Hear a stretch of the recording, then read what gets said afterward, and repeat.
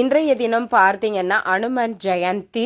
இந்த அனுமன் ஜெயந்தி அன்று ஆஞ்சநேயர் கோவிலுக்கு சென்று இப்போ நான் சொல்லக்கூடிய இந்த மந்திரத்தை சொல்லுங்கள். 108 முறை அல்லது 1008 முறை, உங்களுடைய விருப்பம்தான். இந்த மந்திரத்தை அனுமன் ஜெயந்தி அன்று யார் ஒருவர் உச்சரிக்கிறாங்களோ அவங்க என்ன வேண்டுனாலும் ஆஞ்சநேயர் கண்டிப்பாக நிறைவேற்றி வைப்பார்.